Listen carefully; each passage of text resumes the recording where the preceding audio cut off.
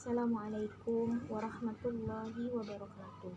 Perkenalkan, nama saya Jumi Herminita, NIM 2020202126 dari kelompok 6. Di sini saya akan menjelaskan tentang kedudukan tasawuf di dalam Islam.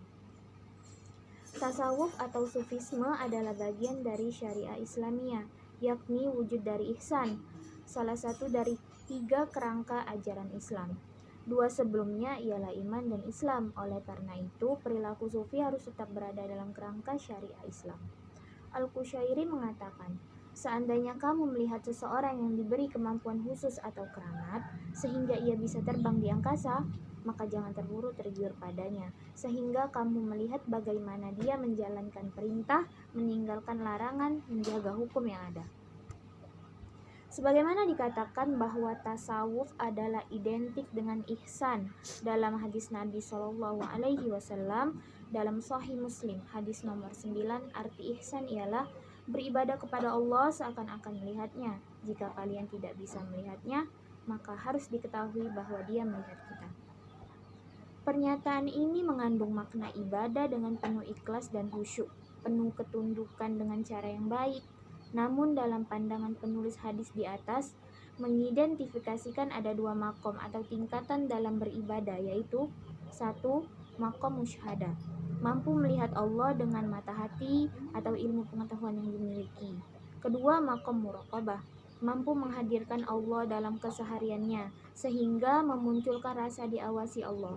2. Makom itu sama-sama akan memberikan dampak khusyuk dalam beribadah, dan ilmu tasawuf berusaha mencapai kedua makom itu dan makom-makom yang lain. Ihsan meliputi semua tingkah laku muslim, baik tindakan lahir maupun tindakan batin, dalam ibadah maupun muamalah, sebab ihsan adalah jiwa atau roh dari iman dan Islam. Iman sebagai pondasi yang ada pada jiwa seseorang dari hasil perpaduan antara ilmu dan keyakinan. Penjelmaannya yang berupa tindakan badaniah atau ibadah lahiriah disebut Islam. Perpaduan antara iman dan Islam pada diri seseorang akan menjelma dalam pribadi dalam bentuk akhlak atau disebut ihsan, sebagaimana tersebutkan dalam surah Al-Luqman ayat 22.